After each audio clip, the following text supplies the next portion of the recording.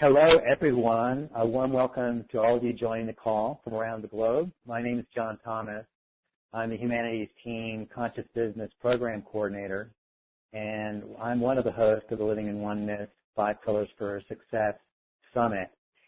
This is the 10th day of the summit, and we're continuing. It's been a great program today, and we're on to our last segment of today, and then tomorrow is the last day of the summit. We've had over 16,000 registrations, and the number continues to grow. And as you all know, this summit is all about coming fully alive as part of the divine. And we really are here to support your deeper awakening to oneness and your embodiment of that, and providing you pointers and support for how you live that. So that's what these sessions are all about, and I'm very excited to this morning be with you for an interview with Peter Matthies, who is going to explore with all of us the experience of living in oneness in our daily lives, but focusing mostly on the workplace.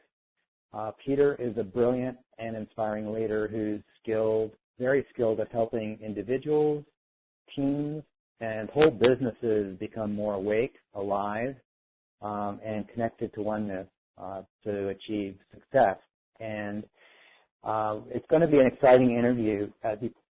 Before we begin, I'd like to take a few minutes here and acknowledge all of you, the audience, whether you're joining by phone on the webcast, maybe you're listening to this as an auto replay.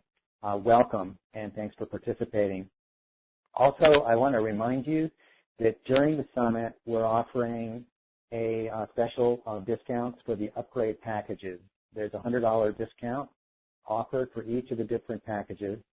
And these upgrade packages are a way for you to have this wisdom available to you and to come back to again and again, and to share these gems with many friends and family. The packages include MP3 links, transcripts, CDs of the over 30-plus presentations in this year's summit, and other ingredients thrown in there. Also, Humanities Team is including at no extra cost content from last year's program, including a number of really powerful interviews with Ken Wilber, Irvin Laszlo, Panache Desai, and many others. So I encourage you to join the call, share your comments and questions, any sort of insights you want to share with everybody, and you can post those. I'll tell you how to do that in a moment. But firstly, I also want to mention we're having a contest right now for anyone who just submitting, one sentence, what you most loved about the summit. There will be, and we'll announce the winner at the end of this call. On the last call, we got cut off before we could mention that Jane Tappington in Pennsylvania had won that award. So what you win is one of the Living in Oneness silver packages. It's valued at $193, and it includes 27 downloadable interviews with over 30 leaders who speak about oneness and living in oneness, 27 downloadable interview transcripts, plus a bonus package of these fabulous gifts. Co-creator ebook, Conscious Eating Meditation, 16 Hallmarks of New Consciousness, Harmony and Balance Meditation, 3 Enlightenment MP3 course, and 3 Enlightenments in MP3 course, and Oneness Meditation and Wake Up Laughing book. So submit your comments. You can do that right on on Peter's page within the Living in Oneness site. That's at livingin1.com/Peter-Matthies is the last name. Or you can also enter these questions in the webcast window. Dee Meyer and Annette Kennedy are producing the call today, and they'll capture these questions on the webcast and add them to the window here. So that's, and I'll probably give a little bit more background on Peter before we begin. I've had the pleasure of working with Peter these past few months as a collaborator with Humanity's team on some new ideas around conscious business and the new direction. I've been really inspired by him, his work, and the Conscious Business Institute, which he leads. So we'll get into his particular focus. It's pretty beautiful.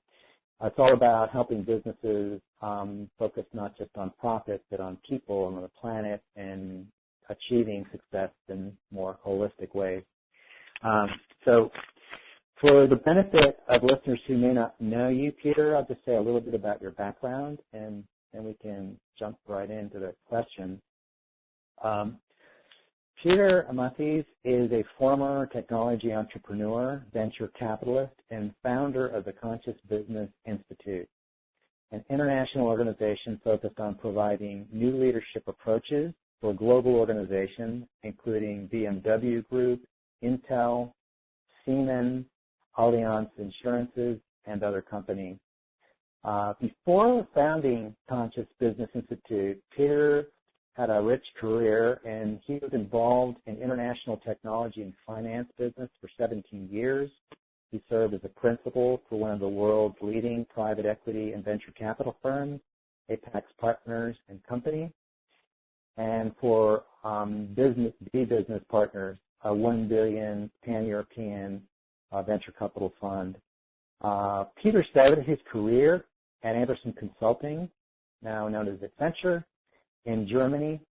He later co-founded a system of integration and IT consulting company where he led strategic IT and international projects for German corporations.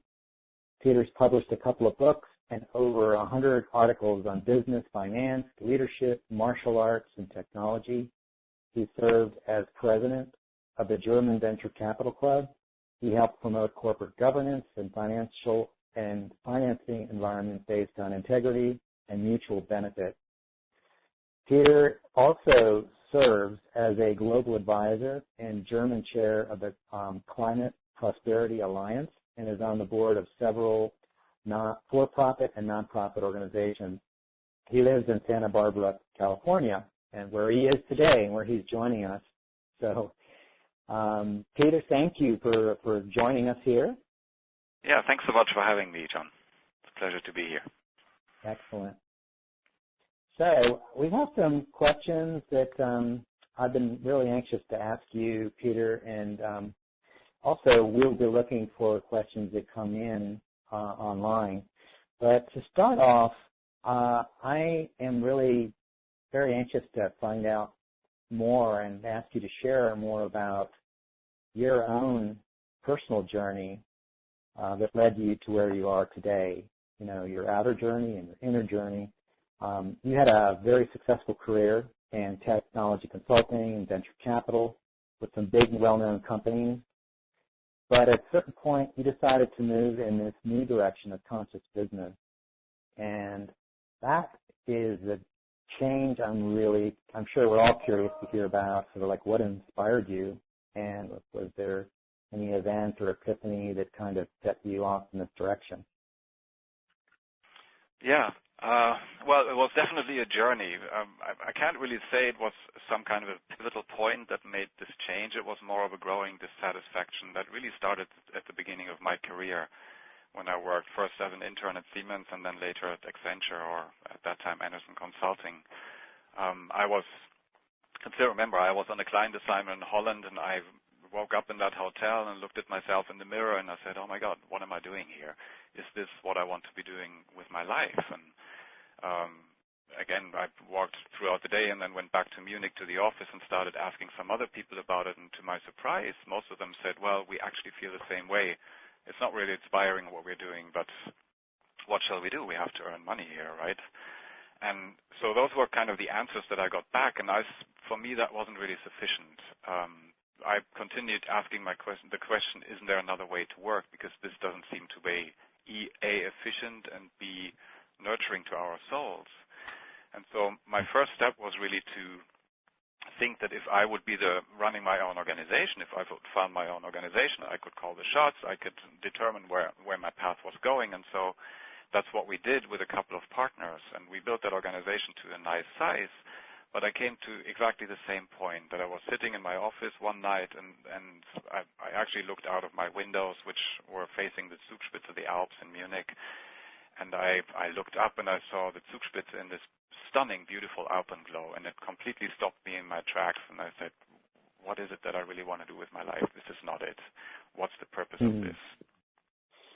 And many of us probably have come to the same point in our lives where we reflect about that. And so eventually I sold my shares, moved to California, and decided to take a few weeks off, quote unquote, to find my purpose, and ended up staying 3 years. And first getting involved with some technology, finance stuff, but at the side doing something completely different, which was Native American things, shamanism.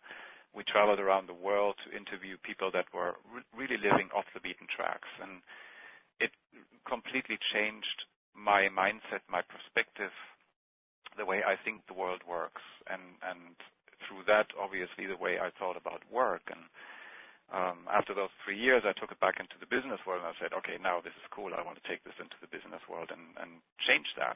Became a venture capitalist, thought that if you bring a lot of money to the table, if you're a board member, you can actually make a big difference.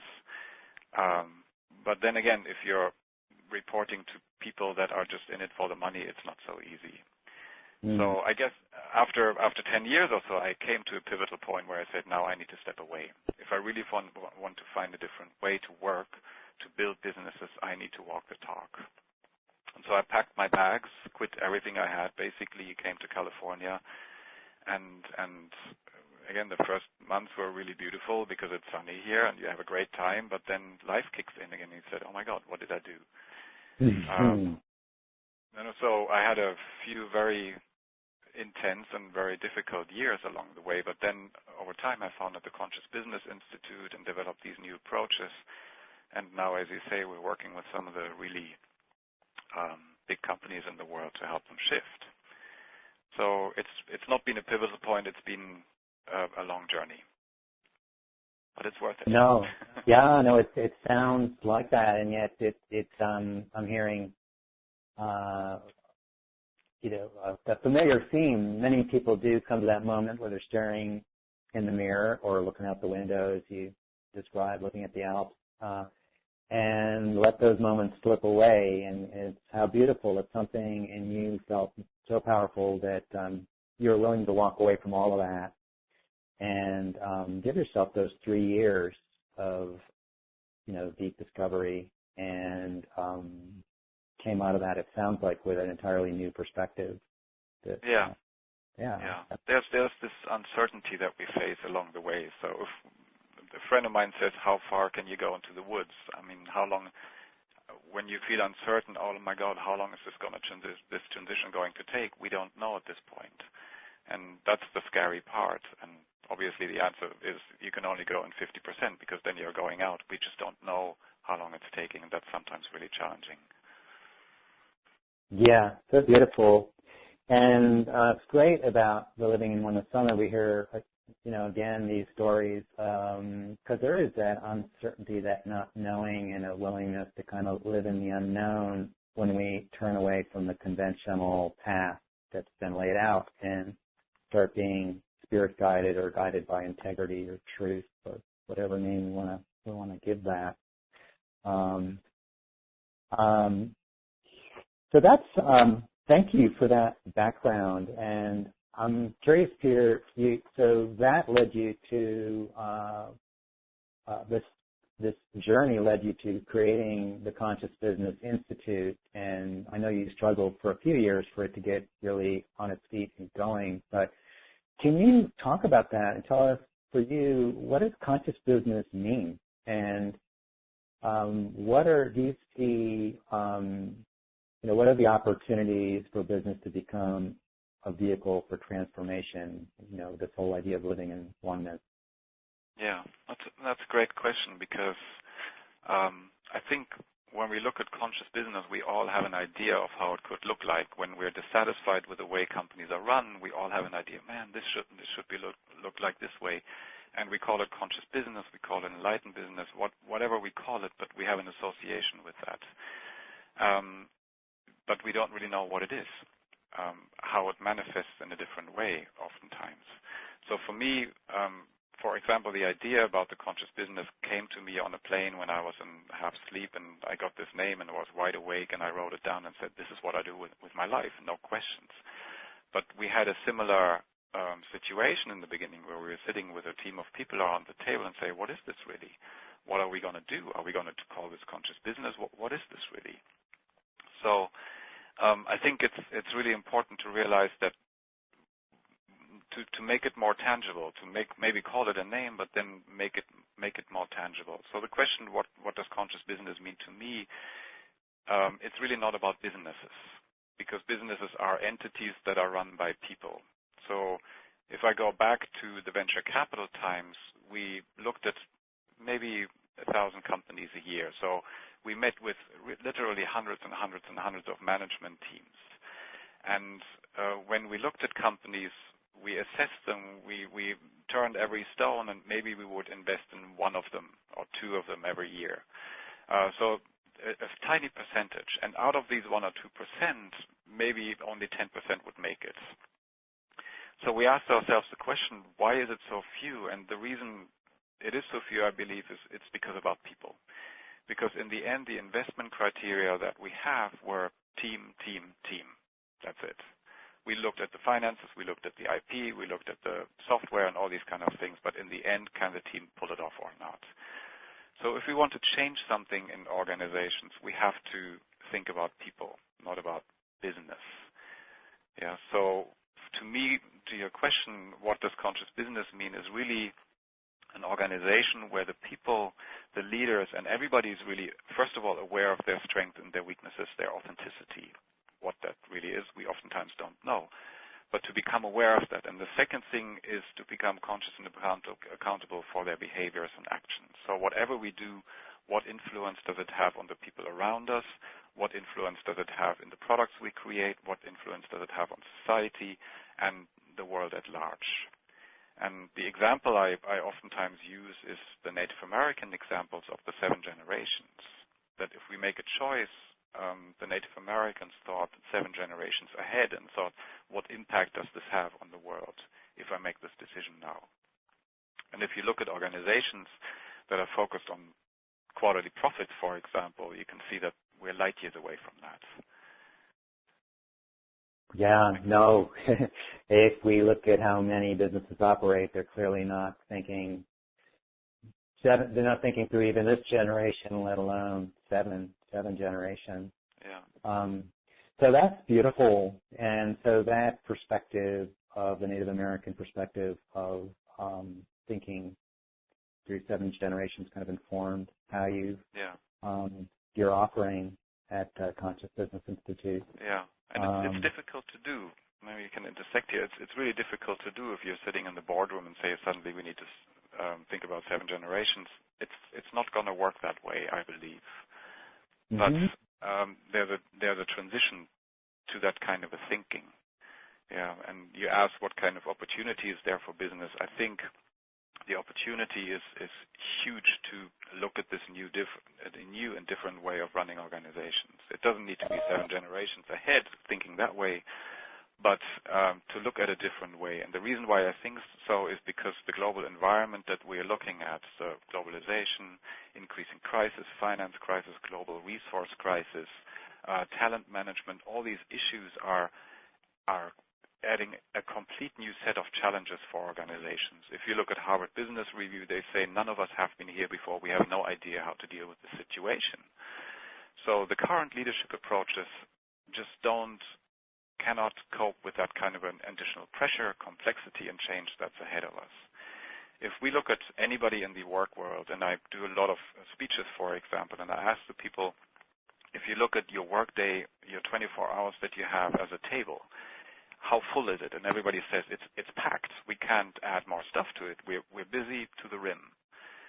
So when we look at the crisis that's coming ahead and the global situation and finances and all these kind of things that are putting more pressure, more complexity, more change, longer working hours on our tables, it's just not going to work with the existing system anymore. We can't expand our table/our day to 48 hours. It just doesn't work. So we need a new system in order to deal with this additional pressure. And this is something that we see in our organizations that they're actually looking for. They just don't oftentimes know how to change it. So it is a big challenge that's ahead of us, but with that comes a huge opportunity. So if companies pull that off to change to this new system, they're ahead of the curve by miles. And so that's what I see as a real chance for organizations. Yeah, no, that's so beautiful. And, I love this, just reflecting here, Peter, you and I have shared our experiences on other calls, and we both have been lucky to see firsthand how this experience of oneness, or this greater perspective you've been talking about, how it can be introduced to business cultures and corporate cultures. And I had the privilege before retiring from Intel last year, helping to launch a mindfulness program that introduced training employees in meditation. And the whole team was so amazed to see the impact it was having on the teams and the culture. And you are seeing this with your work and with a number of companies. So we know this is possible, and yet I know many skeptics say this really can't happen in corporations and in businesses that are so narrowly focused on profit. The businesses don't care about people and the team and the planet and so forth. What would you say to those skeptics? Yeah, another good question. Mm-hmm. Let me answer that in two different ways. The first way is, in the overarching picture, I would say, call me when you're ready. Yeah, I wouldn't even try to convince anybody, because if you're doing something that works for you, fine, keep doing that. Yeah, but if you're getting to a point of insight, and I believe a lot of people do that, if you're getting to a point of insight to change, give us a call. Meanwhile, work your butt off, and we'll work with the thousands of people that are ready. Yeah, but there are situations where we can't focus on these thousands of people because we are inside an organization. For example, have training programs or workshops to change people's mindsets, and there are a bunch of people in the room who don't care. Yeah, so those are the critics in that case. And in that case, we try to practice what we preach. We have to understand that these critics are not critics, but they just wear a different pair of glasses. That we see something that they don't see, and they see something that we don't see, maybe. So we just look out of different. If you imagine a tower, we just look out of different stories. We are maybe on the 10th floor, and they're on the 6th floor, looking in different direction. And so it's really about understanding their needs, because that's all what it is about humans. It's always about needs. Can we fulfill our needs? So if they are skeptics, they are basically just telling us we have a certain need that needs to get fulfilled. We need to make our quarterly returns, and we're really curious how we can do that with this model. We don't see it right now. So suddenly we're in a completely different mindset and consciousness when we talk to them. We don't need to sell them anything. We don't need to convince them anymore. We don't need to convince them that conscious business is better. Because as soon as you do, you will bump into resistance, and then we haven't won anything. So the question is really, how can we change the conversation with them so that we can fulfill their needs? Yeah, and the way we do that, I just want to give you one example, is with a diversity program that we're doing. We're offering a program at one of the large organizations we work with, to help them look at diversity in a different way and to take 200 people a year through this program. And one of the modules that we've implemented there is called Your Inner Perceptions and Behaviors, and how they create your reality, how they create your salary that you're making, your conflicts, your everything. And so by taking people through this program, we make people realize, first of all, what their perceptions have, what kind of impact they have in their lives. And as they experience, oh my God, when I think this way, this conflict will never end. When I think that I can only make maybe $120,000 a year, that's what I'm going to make. I'm not going to make suddenly 240 because that's where my thermometer is set at, my mindset. If our boss thinks this way, then our culture will not change. So to make them experience the impact of consciousness, really. And then suddenly we have a very open door to talk to them about these new approaches, and it always comes back to consciousness in the end. So we just try to find what we call in Germany Anschlussgenauigkeit. We tie all these words together to these long words, which means precision of connection. So we need to solve their problems. We need to fulfill their needs, and we can do that with our approaches. But we need to pick people up where they are and not try to change them. You know, it's beautiful, and it's such a powerful spiritual principle in that, meeting people where they are, and how amazing, with the kind of work you just described, when we bring people that normally don't actually get into their how they operate, the levels of their perceptions and how they operate in unconscious ways, and make that really visible. It is so amazingly transforming, and I know I can say for myself, I've seen this happen too in business, where that kind of work happens around new awareness or emotional intelligence in these areas, and I've seen it happen at Intel. And I'm curious to ask you, part of the big benefit that this kind of conscious business work does is has immediate impact on the people in the business. But I've seen this spill over so much into people come back and report, well, it's changed my whole connection to my spouse or to my loved ones and my children, and that their whole lives start to blossom in new ways. And have you anything you can share there, or have you seen that kind of ripple effect happen through your work with the Conscious Business Institute? Absolutely, yeah. All the time, always, actually. Because when we work with consciousness, we're not working on behaviors to do this different, to do that different, but we're working on a complete different level.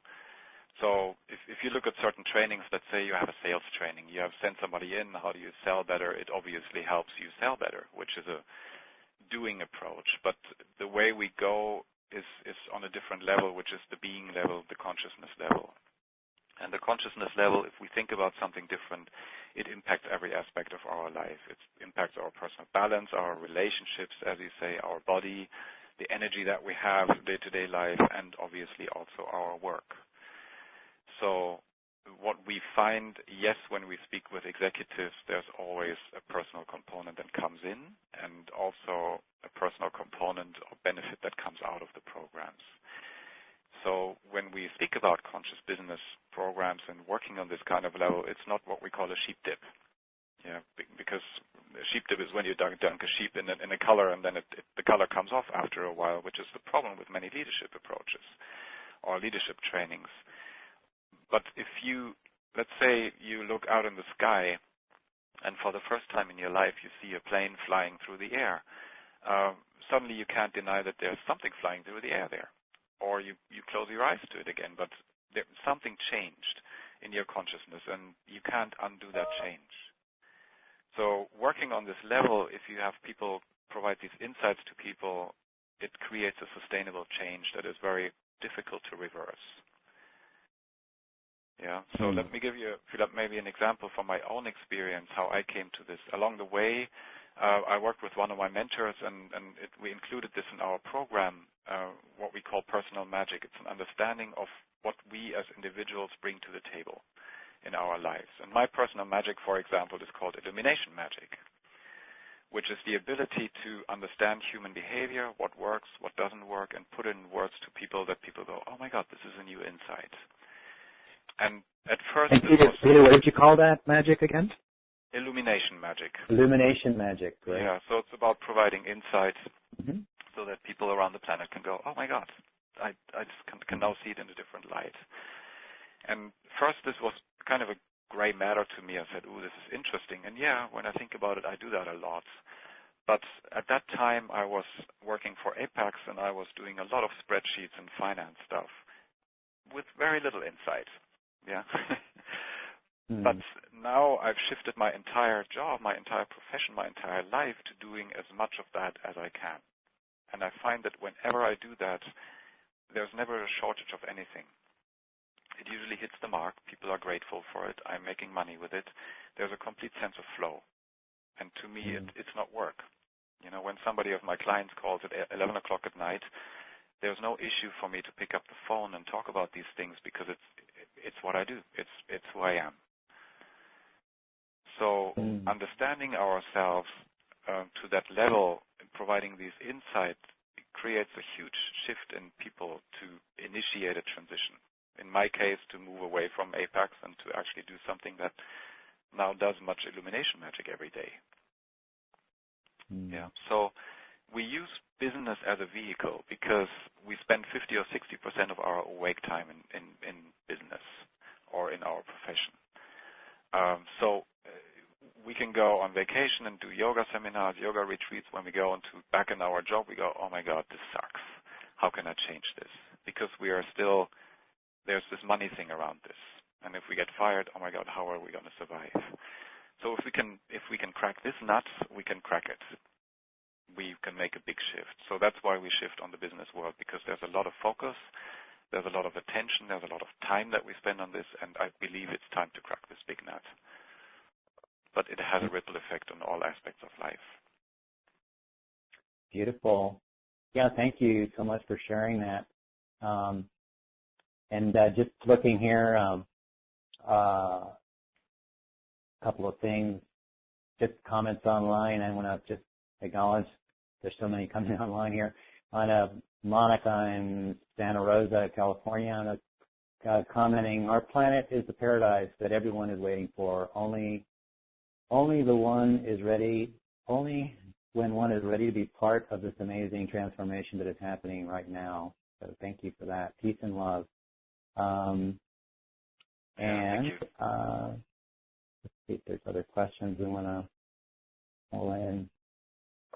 Well, let me, Peter, ask a question that I imagine many of us, many people on the line may have, is whatever the particular workplace we're working in, when we try to bring in transformation, we can encounter resistance. And you talked a little bit about this a little bit earlier, but can you go in a little bit more when you introduce conscious business vision and principles to business decision makers?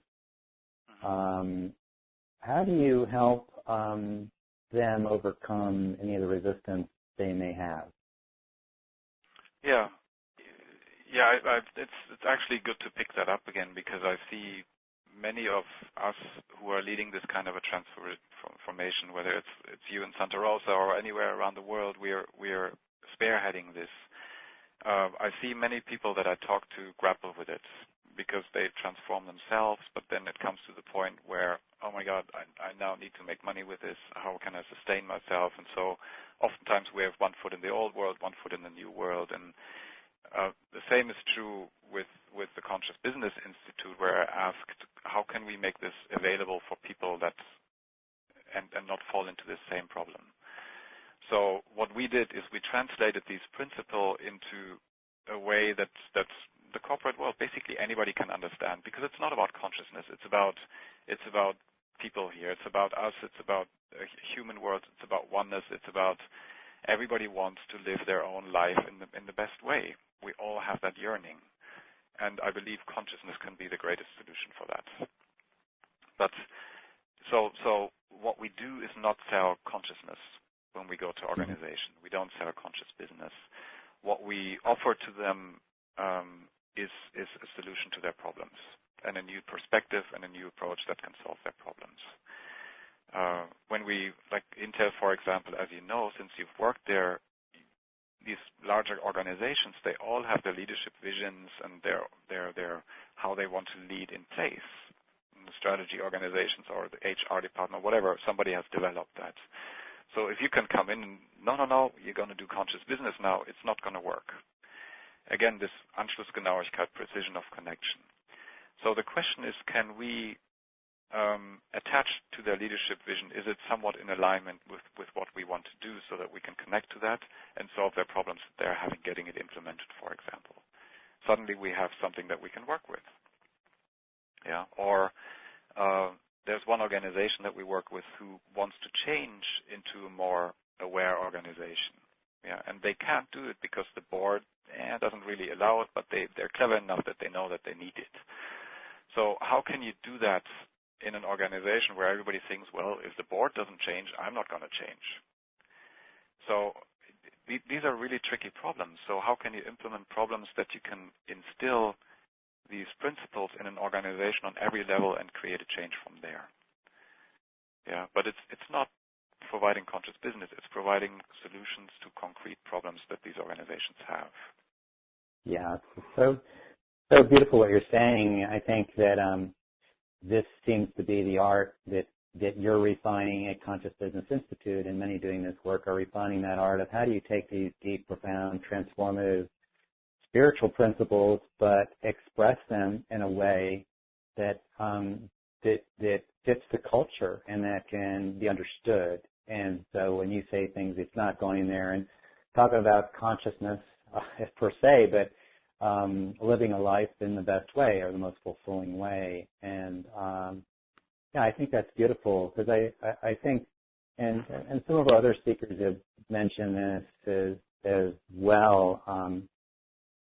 Lance Peckerton had a beautiful sharing around this of how do you relate to, in his case, he was talking about how do you relate to people in terms of how do you become a more inspiring environment, because an inspiration comes from being connected with that which we love. And so we can begin to talk about those things in terms that everyone understands. I think it's beautiful what people can relate to. It's not transformation as such, but you can find a way to bring them into their own creativity, their own brilliance, their untapped brilliance, for innovation, and all these areas that your system and your model evokes and helps bring out of people, but without all those labels. I think that's a really beautiful thing to take in, because really we can all apply that in no matter what environment we're in. It's pretty much the same kind of approach, right? Yeah. I think it is, because if you look at humans, it's really about desires. We get up in the morning and we want an orange juice or a coffee or a tea or want to do a workout or whatever, and at night we go to bed and want to watch a certain movie or read a certain book. So it's all about desires, and desires pop up left and right. And if we're all constantly looking to fulfill these desires right now, maybe the desire that we want to see this transformation happen, or that I want to get an answer to a certain question that I have. So we have to realize that we are constantly out to meet these desires, unless we are enlightened and we're just going, and maybe live in bliss. But as normal people, we have certain desires.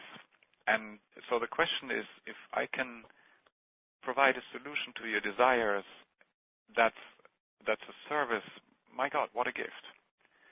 What a gift. Maybe with a different perspective, so that I just don't feed an empty vessel, but if we can do that and come with that perspective, then suddenly we have a business going.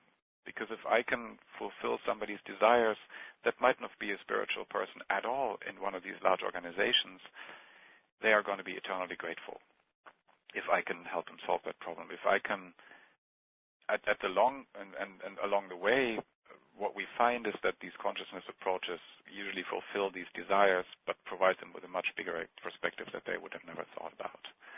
So we come in through the back door with consciousness and these approaches that we're talking about here.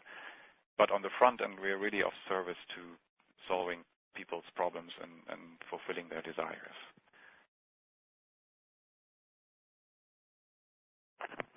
John, are you still there?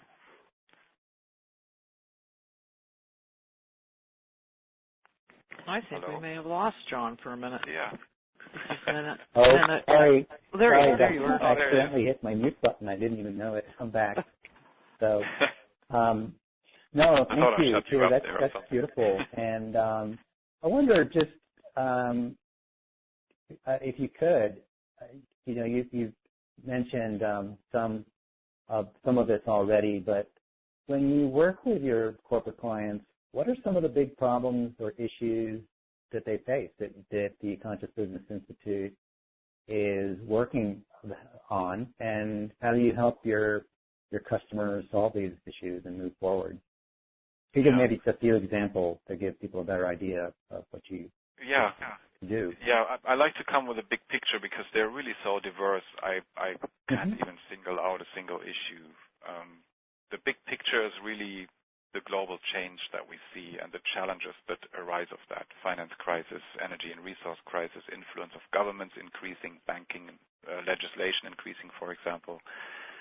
So a shift from baby boomers to Generation Y, millennia, diversity issues, all these kind of things which result in a huge pressure, change, speed, complexity that we're seeing in the work world. So it's clear that the old styles, giving directions, 3-year plans, and now do it just doesn't cut it anymore. So we need the new leadership paradigm.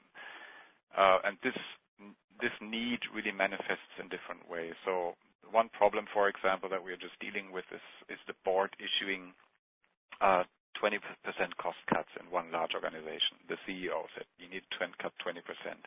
So it drizzles down in the organization that the senior vice president tells his vice president on a Thursday afternoon, I want you to cut 4 people by Monday morning.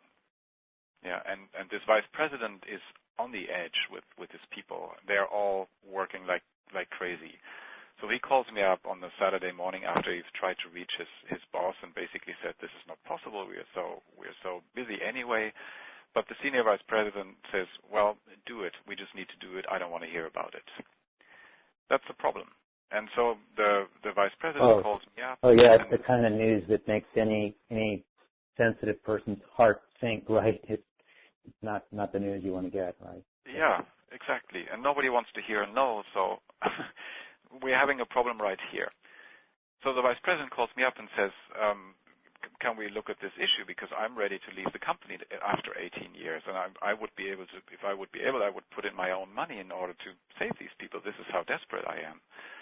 And so we talked about through this issue, and then it comes out that, by the way he corresponded with the senior vice president, he basically created a resistance and a conflict. And so we just changed the wording, gave him a different perspective, and so we went back to his senior vice president, basically first of all saying, it sounds like we really need to cut these 20% out. I understand that. I have a concern with the sustainability of our people. Is there any chance that we can talk about this? I have an idea. The senior vice president calls back right away. They find a different solution. And in the end, none of the 4 people will need to let go, just because they had a different conversation. But this conversation originated in a different consciousness. Yeah. So to help them understand the needs of the other person, that he's not being attacked by that person, but just to deal with these problems in a different way. Yeah, so it's day-to-day problems like that, or it might be that one organization comes up to us and says, we need to manage our talent in a different way globally, and we need to put something in place that people want to come to this organization, and we know who's good, so that in 5 years we know who's going to follow up our CFO or CEO or something. How can we create a culture that can do that? How can we create a process and mechanisms to do that? So we come in and work with a board and then install a program that does that. So it's really beautiful. manifold. And as you're speaking, Peter, about those examples, now I'm reminded of the quote we've heard often on the summit is Einstein's comment that transformation never happens if you try to solve the problem on the level at which it occurs. You need to take it up to a more holistic level. And it sounds like that's a lot of the work that the transformational work you do is enabling managers to view things through a different lens or a different paradigm that sees a bigger picture. Yeah. So it reminds me of a little snippet from a book from the Dalai Lama that I read some time ago, because I told you I was this illumination magic and it's providing insight, but if you do that all your life long, you kind of devaluate it. It's kind of, so what? But I read in a book by the Dalai Lama, he said every single problem that we have in our life, every conflict, every problem that we have in our life is the reason that we're missing an insight. mm-hmm. So the power of providing insight is tremendous in an ability to change the way they deal, the way they approach things, the way they behave, the way they act, the way they run organizations. Mm-hmm. So it's the nugget, it's kind of the spark Yeah. that's necessary in order to initiate a fire. I love that. There's some powerful truth in that. So every problem is a reason we're missing an insight. The Dalai Lama. Beautiful. Peter, I wanted to maybe ask you a question that I think some of the people may be having on the line. You work in a pretty, your work's very inspiring, and you work because of your background and skills and your journey in life. You're comfortable working at pretty senior level, like executive levels of companies, and yet it makes me reflect on how each person on this call in our workplace, no matter how large or small in the arena of our lives, we have an ability to have a big impact too. And so I was curious, what would you say to people listening who feel drawn to bring this greater experience of oneness into the workplace, but may be thinking, well, I'm not like Peter. I'm not in a position to make a big difference. I'm just curious, what would you say to those folks? Couple of things. First of all, you are. Because, I was in a similar position where I was sitting in my job, looking out the window and saying, I might have been making good money and everything, but I was looking out the window and saying, crap, what can I do that really makes a difference? And at that point, I had no clue. I knew some people who were doing similar things and said, if I would just have that power, those gifts, etc., I would be able to do it, but I don't. But I do, and everybody else has. The problem is nobody asked you along the way, probably, like in school, what are your gifts and talents? How can we nurture them? It's not a question that we usually ask. What is really your authenticity that you come to the planet with and that you're here to express? To me, I learned it along the way because I bumped into some mentors that told me to my face, this is what you're here to be, this is who you are, and it was the most liberating experience I had in my life at the age of 32 or 30 or something, that somebody for the first time in my life saw me for who I was, without judgment, just point blank, this is who you are. And I said, oh my God, if I can be that, I would give everything for that. And along the way, this illumination magic came along, and then other things that kind of pieced together as a puzzle that says, I do have these gifts, and if I just bring these to the planet, I can really make a difference. And so what we've done here is, or what we're working on at the moment, as you know, is to provide a curriculum that can actually help people step by step do this kind of a transition. Because when I was sitting in the workplace, I was piecemealing it. I was finding this kind of a solution, listening to that call, but it didn't provide a whole picture for me to transition. And so we basically put it together and created a curriculum that helps people to make the step-by-step transition as a business or as an individual. Yeah, and so my thing is that when we work with people, one example is that we worked with a lady a long time ago up in the Bay Area, and she was a couch potato.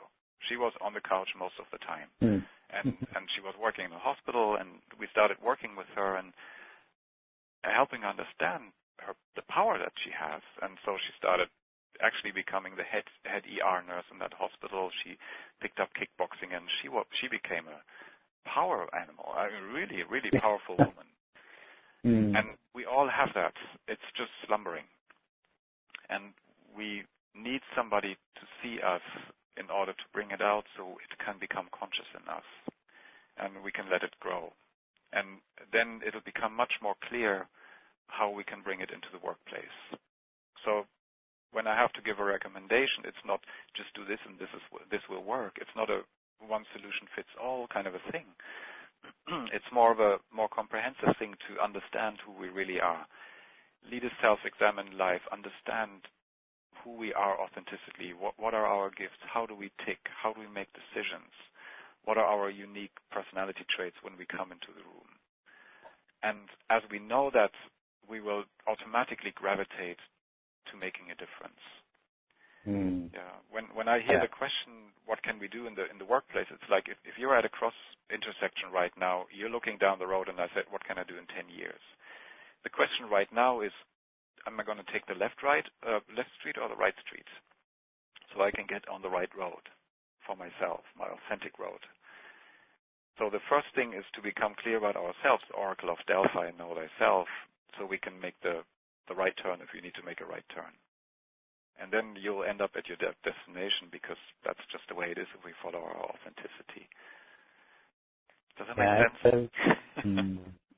I really want to underscore, and I'm resonating so much with what you're saying. It's so true that, so much of, well, first of all, where you started, what can I do? I don't have these gifts. Those concepts, those sort of conditioned scripts that we've been given by our culture, so many of us carry, that finding that spark in spirit to just drop those scripts and really, as you were just talking about, see who we truly are, see our innate divine nature, our giftedness.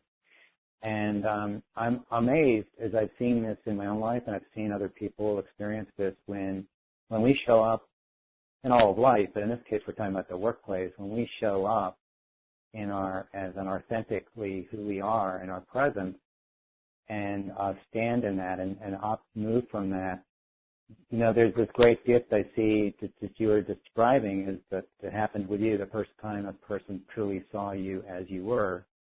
Because then we start to look at our colleagues and we see them as the divine. We see them as they truly are. And that, if we did nothing else, it's amazing. If we didn't even create a new program or transform the rules, bringing that presence and showing up in a way where we're authentically there and present and see that divine in the others, it changes the whole culture. It's amazing. The whole climate, the whole frequency of the workplace. There's one fundamental thing. I completely agree with you, so thanks for strengthening that. I really appreciate that. The approach, one of the approaches that we use is basically a be-do-have approach, is that we want to have anything different. Our culture usually tells us to go to a doing level. Do more, get another degree, do this, do that, behave differently. And I don't think it really works, because everything that we do is determined by our being state, by our consciousness, by our mindset and perceptions. So if you can try something on a doing level, but it's much more powerful to go on a being level. So if you understand who we really are, that new consciousness and awareness of oneness, of understanding who you really are as an individual, what you're here to be or to express, it will have an impact on everything you do. But it's the root, and so the doing will come from the being. Yeah, so beautiful. That's so true. I love that. And how you were saying before, once we do that, we automatically gravitate in the right authentic direction. It just starts happening.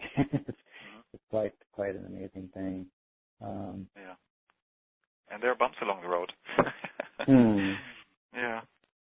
So Peter, we're started coming up on the top of the hour, and I do have some closing comments I'm going to need to make with everyone. So before doing that, I want to thank you immensely for this time, and see if there's anything else that you care to share, and if there's a website or anything you want to point people to to get more information about you. Yeah. First of all, thanks so much for this. I really enjoyed it, and I hope it helps for the listeners to some extent here. If you're interested in this kind of a transitioning thing, the curriculum that we're working on, it'll be a couple of months until this is available. But if you're interested to learn more, or to stay in the loop, just go on our website, consciousbusinessinstitute.com, and sign up to that newsletter, and we'll send you information. And otherwise, Excellent. Thanks so much for listening. Excellent. Thank you so much, Peter, for your wisdom and insights. It's really been a delight. And so to wrap up with just the last session for today, but just a few closing comments. First of all, so for the contest I mentioned earlier, I want to congratulate Bonnie Best, Castro Valley, who was the winner selected to get that silver upgrade package for free. So congratulations, Bonnie. And thanks to everybody that were submitting comments. There were so many really beautiful ones. So another just quick reminder, so Bonnie won that package, but you can still get a great discount off those packages if you decide to do that before the summit ends. So I invite you to consider that. It's a great way to get a great value. It also helps bring some funds into Humanities Team, which is almost entirely a volunteer-based organization. I invite you all. Tomorrow is the last day of the summit, and please join. It's going to be a great program. We'll start at 8:30 a.m. Pacific time. Steve Farrell will interview Tim Frecky. Tim is the big love philosopher. He will wake you up to the experience of wonderful oneness and all-embracing love he calls the wow. He's been exploring this awakened state since he was 12 years old and is able to guide others directly to it. So please check in and find out and hear his wisdom and what he has to share. And then a little later in the morning, 10 a.m. to 11 a.m. Pacific time will be our closing ceremony. I will join Steve Farrell and Dee Meyer, and we'll be sharing our insights for the summit overall and some of our own personal stories about how oneness has impacted our lives, and also call in the many great volunteers at the end here on the Humanities Team for a great hurrah and a celebratory sign-off and end of the summit. So thank you all for joining this call. Peter, again, thank you for your time. I want to thank the volunteers that have been helping, particularly for this session, Dee Meyer and Annette Kennedy, who have been the producers working in the background, and many others on the Humanities Team staff. Thank you for your work behind the scenes, Carrie Beach, Todd Kramer, Melissa Pori, Jolene Cole, Jewel Alexander, Eleanor Healy, Debbie Seuss, and others. So thank you, and we'll sign off and look forward to seeing you all tomorrow morning. Very best to all of you. Thank you. Thanks so much, John. Bye-bye. Thank you, Peter. All right. Bye now. Bye now.